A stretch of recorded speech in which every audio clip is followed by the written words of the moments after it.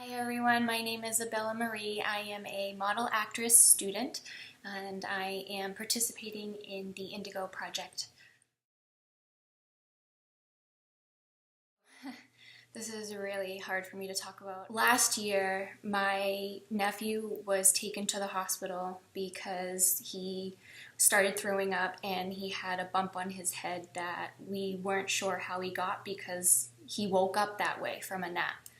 So we brought him to the hospital, and the next thing that I know, he is being ripped away from my sister.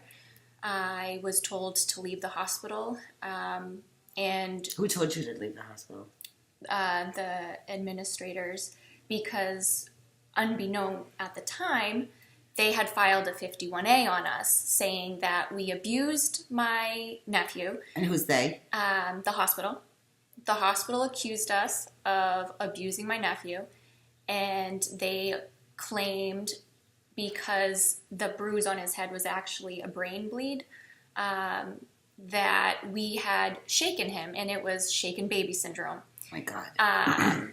So they filed a 51A. They called in DCYF. We're told we were no longer able to contact him.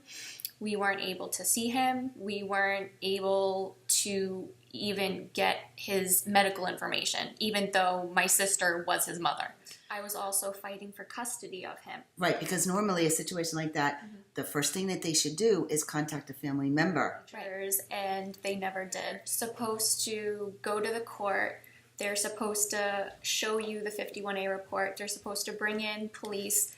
They're supposed to do an investigation, and they're not really supposed to do anything until after that. And they did none of that. We were never served papers. We were never brought to court until way later. He was 6 months old. They asked, well, what makes you, a suitable parent, like different questions. And then somehow, I don't know how they did, don't you have PTSD? Didn't you serve in the military? So doesn't that mean you automatically have PTSD? Who's talking to you right now in court? The CPS lawyer and CPS. the workers. So they hired a guardian ad litem for my nephew. And so she's talking to me. She's an attorney, or she's an attorney that was hired on behalf of my nephew to supposedly look into the best interests of him, but that's not the case. No, they're protecting CPS because what they're trying to do is they actually have the money in the pot. Yeah. Like CPS already has their lawyers already ready to wait. Mm-hmm. They know how much they're going to get from every child they steal. Yeah. And so what happens is they already got them all lined up. They got their judges already lined up. They got their CPS, and they got this is one big corrupt child trafficking situation. And they also work with the hospitals too. They find a doctor that is willing to work with them because guess what? That doctor gets some money too. They all get a piece of the pie. So parents get scared to even go to the hospital nowadays, right? I mean, first of all, the doctor's an idiot.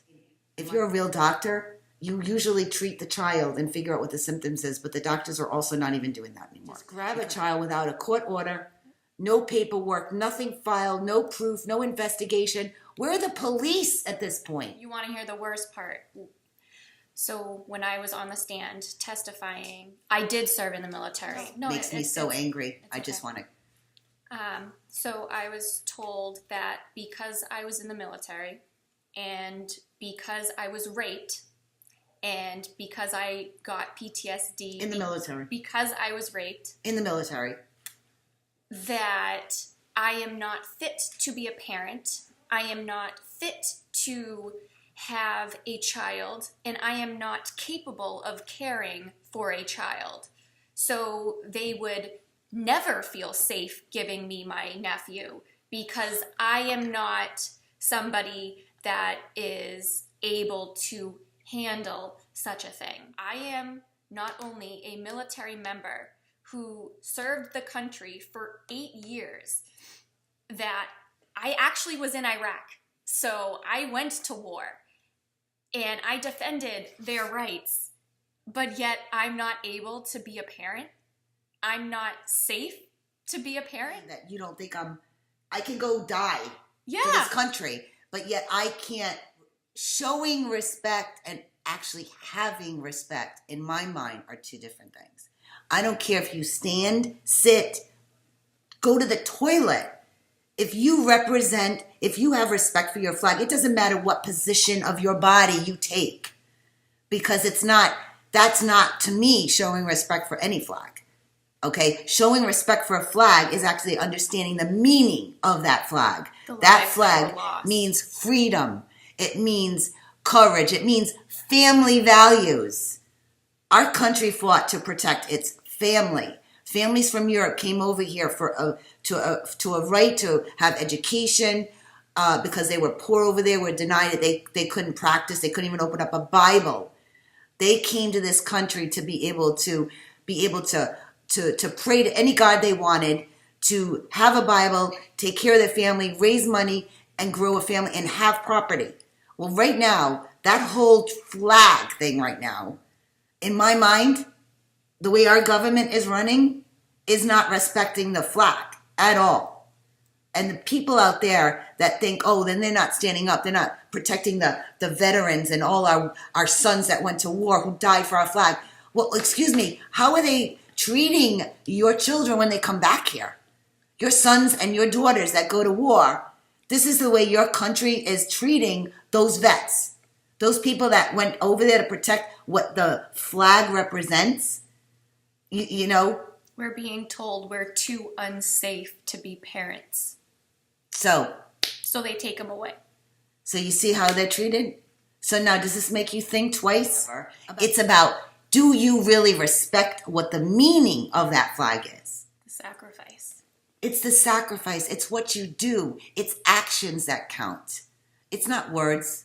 You can all talk all you want, follow whoever you want, but you're following the wrong people. And what that flag really means, well, they're stealing our children right now. Where's the legal system in this? The whole legal process of our legal system is supposed to function. But why in this particular case? I've heard this from everyone around the world, every town, every state, these courts. There's no accountability. There's no one to go and complain about, because guess what? Our government officials, they're involved. We've all talked to congressmen. We've talked to this. You know what? They ignore. It's been an ignoring. And then we've had parents already do their investigation. 22 years in this. They've been doing this, dealing with this for 22 years. Others, 40. And I was actually one of those people who were like, no, I know my rights. I'm going to stand up for this. So I contacted the congressman and the state senate. Right. And what I was told was, oh, I'm sorry, there's nothing we can do for you. It's already been into court once? Oh, or it hasn't gone to court? Sorry, you gotta wait for the court. You just have to wait it out in court and let it be dealt with there. Sorry. Like, it wasn't even a sorry. It was like, they know it's, but the thing is, they know what's going on. And the thing is, for every child they take, and they're going after the newborns because they don't have to like drug them up with medication, because those kids are being used by the medical profession, the medical pharmaceutical companies.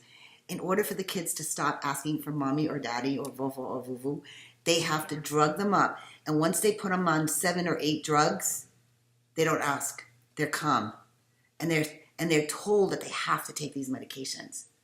Yeah, and so they don't remember anything anymore. They literally are medicated. Before any child protective service person is allowed to give your child to someone, they're supposed to undergo this thick packet of a background check. If they have a dog, their dog is supposed to get psych eval'd. They're supposed to fill out all of this stuff, their financial information. It's like so in depth. It's like trying to get a job in the state government. But in my family's case, my nephew was just handed off to someone's mother that we had a restraining order against for abuse. So it was just absurd. The paperwork was never filled out. We found out later that that person had someone in their family as part of DCF. Never did anything that they were supposed to. They just said, you know what? We like you. We're going to give you the child. Exactly. They didn't take into account their background. They didn't take into account the fact that we had a restraining order against the family for abuse. And now I see my nephew once a week. Sometimes I've gone months without seeing him. And he always has either a bruise on his head, a bump on his face, bruises on his back, bruises on his legs. And I'm not stupid. I take pictures to 4 different cops, a state trooper, the Lowell police officer, and someone in the Boston area, and several of my friends who are police officers. And do you think they could help? No. Were they surprised to hear this? I mean, they really thought that you should file a report, but it was like passing the buck. Sorry, that's not my jurisdiction. Sorry, I can't help you because I'm not in that area. Oh, you should be able to file it in court. Oh, make sure you take pictures and document it. Someone got your hands on that son. They wanted the son. Yeah. So someone has a friend in DCYF. Mm-hmm. So they wait for the first call or whatever, or they even try to minute. They actually already targeted that son. So I've heard this before, that someone was in DCYF and they wanted a child, and they saw this beautiful blonde little kid with blue eyes. And guess what? They just made a call themselves. They got the kid. They ended up being the foster mother. Foster parents get money from the state. Plus, they get money. This is what doesn't make sense. You got families out there, mothers by themselves. They have to struggle to take care of their child, but yet every foster care parent has no background check. They're abusive to the child, and yet they get money to take the child. Now, something's wrong here. Mm-hmm. You're supporting the battered foster parent, mother. And they're victimizing the victims. And the kids are literally in a dangerous situation. You got bruises everywhere. Isn't that the original reason why the call was made in the first place? Yeah, because he had a bruise on his forehead. One bruise. And it was actually a medical thing, because kids end up having like a tumor or whatever as a child. We had taken him to the doctor multiple times in the previous weeks saying, he's sick, do something. He's sick. He has this runny nose. He has a cough. Just various things. And they kept saying, oh, he's fine. It's just viral. Oh, he's fine. It's just viral. And then this happened. And then all of a sudden, we're abusive and we're neglectful and we're not taking care of him. And we all of a sudden shook him, and it's like we're the violent ones. Do you know who exactly said it? Was it the doctor or nurse? Because usually it's the nurses that work for these doctors that do it. Has anybody gone back to that doctor that originally saw the child and got the copy of the medical reports? Because you need to get that. And we do need some lawyers out there that we're looking for lawyers, people who want to go and file cases against DCY, because we're doing this worldwide. It's a worldwide thing. So he was taken on April 8th of 2016. It was found on May 24th, when the doctors re-evaluated his medical record, that it was nothing more than an infection. He was sick. Like we had all thought, and we knew, but the doctors didn't care. And we did not go to court until October. Yeah, they refused to give us him back every day. And what we're told is, DCF, we're never going away. Until these parents get so fed up and have no money left, can't have because they don't get the money if they give you back the child, right? We got people out there doing investigation. It's just going to matter. It's coming out now. The cops who did end up investigating found my entire family innocent. Did we ever see that police report? No. Did DCF ever look at it? No. DCF actually withheld the evidence for over 6 months, knowing that we were innocent, but we couldn't get my nephew back. It's too much money there. This day, we still do not have him back. And we had a lawyer who was good. Filed a report saying, DCF, by law, you are required to close this case. They sent a letter back saying, we're not allowed to close this case because we still have concerns for the safety of the child. But yet the child's in someone else's care who had a restraining order already proven to be a danger to a child. And he was arrested, too. And arrested, has a criminal record. See? You guys have, everybody has not even probably a parking ticket, but they're giving somebody who has this is what they're doing. They take the child from a protective, absolutely family. loving, nothing, and put them in the hands of abuse. Why are they destroying the youth? Putting the child into a dangerous situation with people with criminal records, drug addicts, alcoholics. In New York right now, there's 50 documents that Francesca she's one of the big warriors right now, 50 documents, proven record New York has approved giving children to pedophiles. People, this is not normal, everybody. And you're all worrying about the stupid flag right now. And what else are they worrying about when this thing is happening right in our country? This is our internal situation that everybody should be protesting. Everybody should open their eyes. And this is not a joke. This is not a game. No. You think it's not going to affect you. It will if you allow this to continue. Because right now, look what they're doing. And they don't need anything. They can just walk in there, one phone call from a doctor or a nurse. And literally just the other day, a woman who lives literally a block away from me had her child taken away. And she was beside herself, hysterical. And she had a woman like this, holding her back, being like, you need to calm down. You're being absurd. Are you kidding me? The state just took my kid for no reason. Exactly. I mean, you're sitting there. You don't know what's going on. You're like, why would they take my child? And when you're in a store shopping, the moment your child gets taken, everybody's screaming because you're screaming like, child is like, everybody's calling the police. They're Amber Alert. Yep. And yet, do you see anybody screaming for help? If it happened in the store, everybody would be screaming and running out the door and calling the police. They have special protocols in stores for missing children. I think it's like a blue alert or something that they'll announce over the speaker. Right, and then you get these Amber Alerts. Yeah.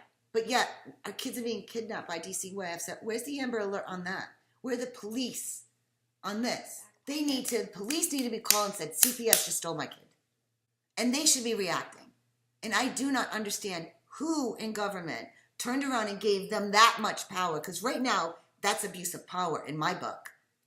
How could some organization, which is not even affiliated with government, have the right to come into anyone's home and take a child, a baby? They're taking them and ripping them right from the arms after they're born in the hospital. The babies. That reminds me.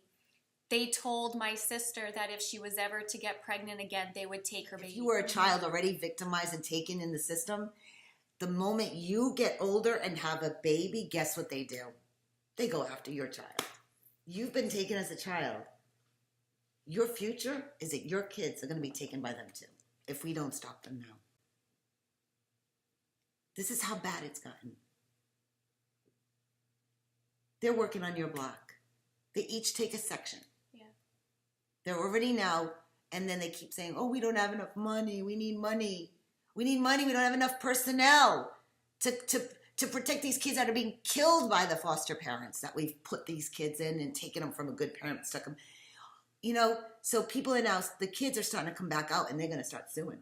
Bring them down because we need to shut them down. And you state officials that are watching this, governors, mayors, congressmen, it's time to stop. You're going to have to start doing something about it because, election year is coming up. Has to ask every single person that wants to be elected again this year, coming up, the next election, you better ask them, what is your point or your topic? What do you think about the CPS and DHS situation? If they don't have any answer for you, don't vote for them. So much money. Every child's taken is being traded on the stock market. They've already did the research. It's already led up to the stock market, the stock exchange. Yeah, they even came up with a name for it. They have a business. Every state has their own little company. It's listed as a company. The kids are being traded as kids. It's a commodity. It's like, tangible. You have a lot of protective mothers in jail right now all across the state, by the way. You raise too much hell, they just pick you up, lock you in jail. This is what I'm saying, people. This is not a little thing. This has become out of control. It's an epidemic, and we need to shut them down. So when they ask for more money, it's more because they want more people to cover more neighborhoods because they're picking them off one by one. No, they must be on my neighborhood right now. Right, because here you are. You just confirmed what we all were talking about. You're the example. That's why I said we can't make this stuff up. This stuff is real. These are real things. You know, Frances was a victim. If it wasn't for her father coming back and fighting, she would have still been in the system. Frances is my intern for the Met. And last time I had 2 girls. I had a little argument with her foster mother because of the way she treated those 2 kids. They're 16. They were medicated. And one of them got off the drugs. She became creative. She was so wonderful. She had personality.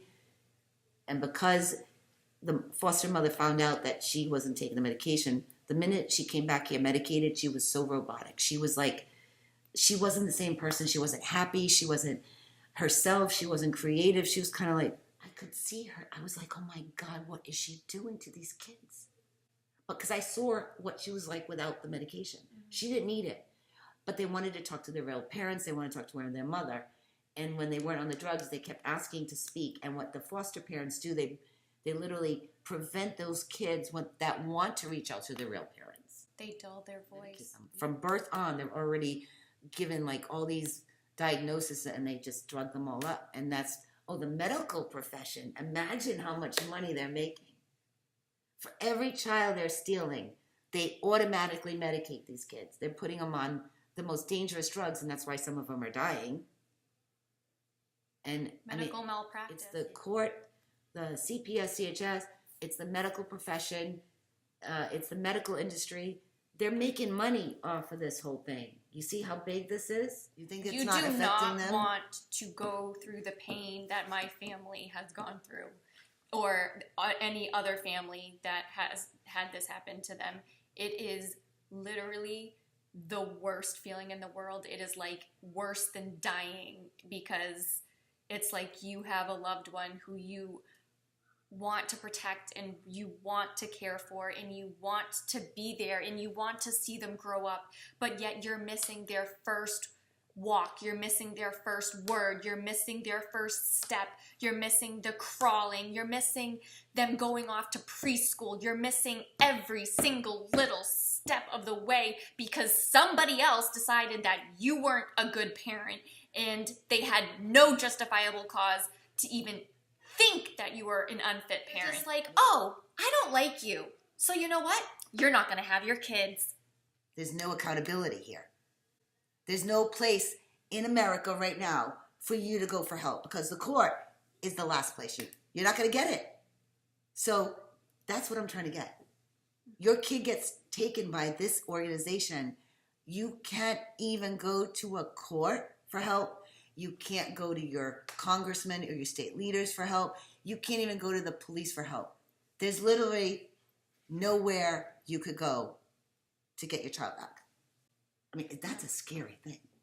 That's scary. It's horrific. There's no it's horrifying place. And now you know why people are running with their kids. Suggestion, and I'm going to probably get killed for saying this. I will. But guess what? You know what my advice has been? If there's abuse going on, mothers out there running for your lives, get a passport. Get out of the country. Because even going from state to state is not going to save you or your child. I can tell you right now. No, I'm honest. Because I've seen too many of these parents since 2007. In Germany, I've seen them. I've met them. They're locked up. I've met them all in different countries. I am full-fledged personal contact with millions of mothers and parents and grandparents and fathers. For the fathers who never walked out on their wives, they're still fighting. The wife just completely got destroyed. She's just out of her mind. She's like not intact. It affects women. They can't. They can't handle it. They lost their minds. So my advice right now: don't wait till they get to your door. No. Don't go to a hospital. Start talking to Ayurvedic natural medicine doctors. Don't go to modern medicine. Don't go to emergency rooms because you don't know who's there. All right, because right now this country is not safe. There's a war on terror. I don't know where this terror is because the terror is right already here. Now, if I said this to anybody that hadn't happened, they think I'm crazy, out of my mind, but it's not. Absolutely horrendous, and I am me and my family are just scarred for life. They don't want to give it back because he right now represents dollar signs. It's kids for cash. I challenge every single family member to sign a petition to disable them. Bring it to Congress. No, they're not protecting anyone. No. And if you think they are, I hate to put a label on it, but you're seriously misinformed and delusioned. They literally disappear from the file. So when the judge sees it, he doesn't see that. They take it out before it goes in front of a judge. No, it happens to us. It happens to us. They lost our file 3 different times. That's what I mean. You got to bring copies yourself and say, Your Honor, I'm sure that your file is not complete. So I would like, when you go in court, you got to start being your own lawyer and attorney. You got to actually get all the copies, make 5 or 10 copies, make sure that you send them copies to the court yourself. Don't rely on your lawyer. Just make sure that it gets filed with the court clerk. Say, I need to include this into this file. Here's the file number. That's what you all need to do. Do not rely on CPS, to be honest, because they're not. Nope, they're not. They're literally not. They are known to have files disappear. And withhold evidence. Because they're going to take anything out that you give them to prove that you're in the right. All right? Don't ever think they're going to be honest. They're not. No, so you're going through it. But if you haven't gone through it, parents out there that hear about these stories, we need you to now raise your voices. All families, whether this involves you or not, it will eventually. It will. They're just getting around to you. You'll be next. Even if it's just, through the grapevine, like, oh, I knew someone, oh, that's my friend, it happens to my friend, oh, it happens to my second cousin. Somehow, I'm sure it's connected to you in some way, shape, or form. What Tina is doing and her Warrior Project, her Indigo Justice Project, that's why this fashion show, this benefit, this cause is so important. And that's why I'm a part of it, because it means so much to me. And I need that outlet. I need that platform. Every square of that denim patchwork dress represents a child that's been stolen by the system.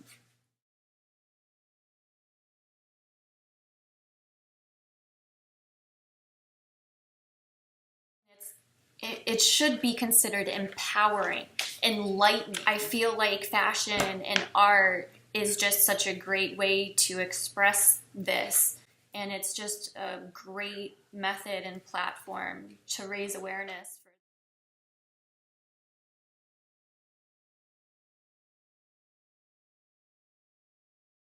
All of this stuff hidden to myself and hidden, because I feel like if I talk, no one's going to believe me. No one's going to listen.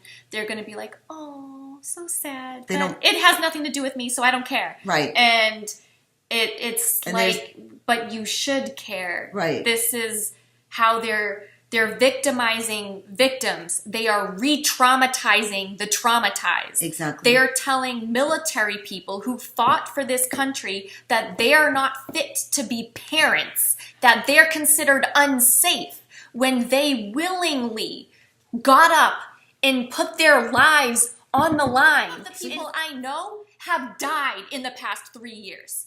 Some of the people I served with in Iraq have literally come back to the United States and died. And does anybody remember them? Does anybody know them besides the people in my unit? No. Yeah. We have to honor them. One of my military members committed suicide in Germany, nonetheless, not too long ago. And no one knows. Like, it's so hard for me to express the pain that I have seen and that I've been through. And, like, no one listens. It's just, I can't. And yet they worry about standing up or sitting down for a flag during a stupid football game. I'm sorry, but I'm not. I think there's more important things out there right now to be listening to. Away from their mom, and you're not good enough to be a foster parent. No. But yet this person with a criminal record,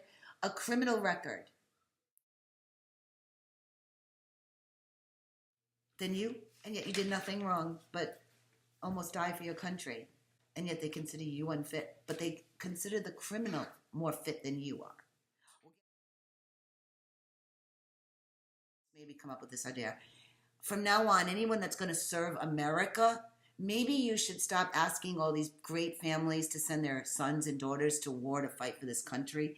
And why don't you just now take all the prisoners that you've got in jail and make them sign up and send them out to Iraq? How's that sound? Instead of spending all the tax money to lock people up in jail, for half of them are there for no reason anyways. Why send It'd be innocent much better people? than our good people Exactly. dying. And coming back and getting suicidal and killing themselves and then getting mistreated. 22 veterans a day commit suicide. Why? Because you're causing normal people post-traumatic stress and yet you think they're not a good parent. What do you think? Why let them serve?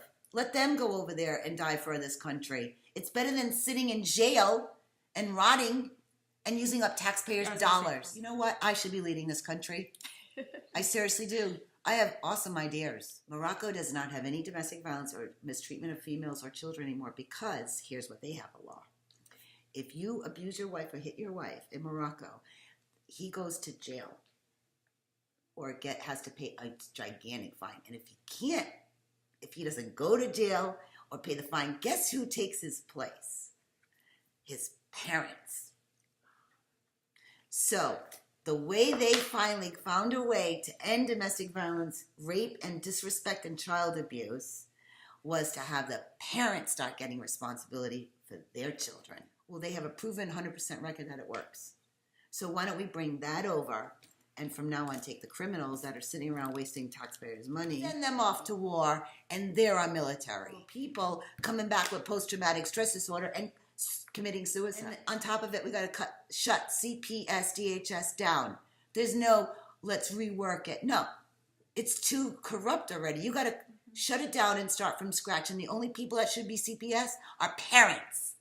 People that have gone through the system so they know who to hire and who's going to make a mistake. Positive, loving energy, and it's such a great cause with a great group of people, and it's just so nice to be able to know that you're not alone and to rally around each other and to, have that support. It's just nice to know that someone's actually out there listening and fighting for this.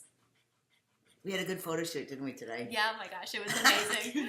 It was amazing. And we heard from a lot. Everyone had either the arts or this. So the Indigo Justice has to do with safety and also creative outlet, because that also is a part of this whole diminishing the family unit by taking away the arts and creativity from the kids in school.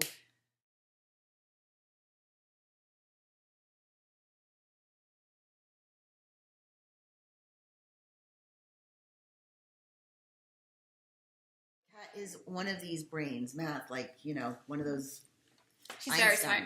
Einstein's. She's surprised you did. She did. So now you're given this test now in school. We were talking about this earlier, but explain to us your little situation, what you found. So we used to have this really simple math program called Envisions Math, and then the 5th grade, only my grade.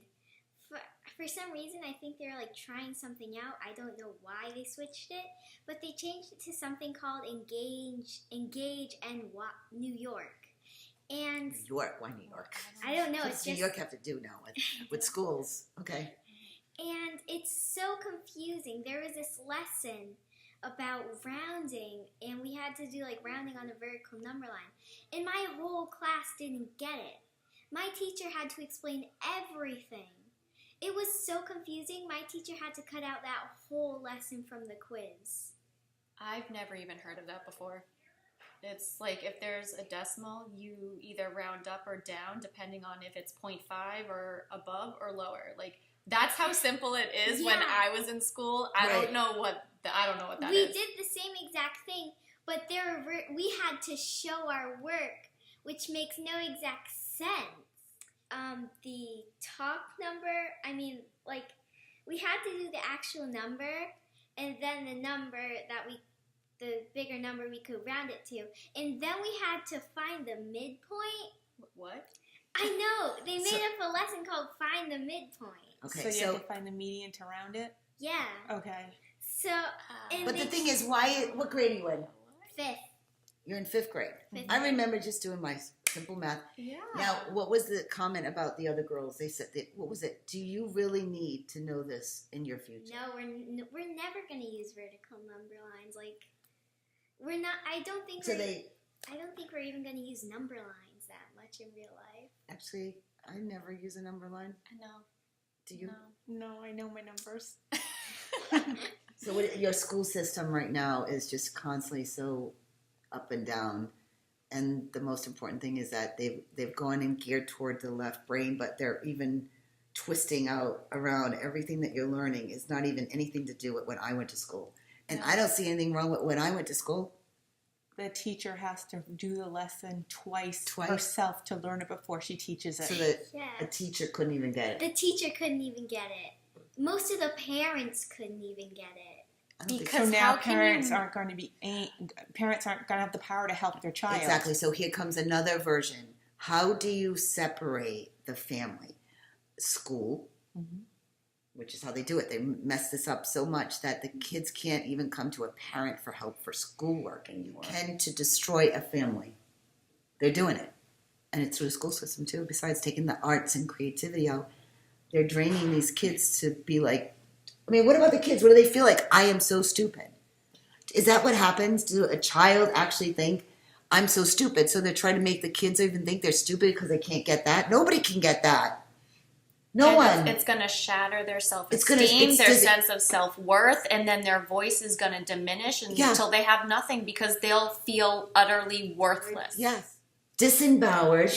Sheep. Yeah. Sorry. No, it's true. It's good. Which we're not going to say. It's a diversion. It's a diversion. If we don't stop them now, then the future's just going to be a disaster. Your child's children and your child's grandchildren, so...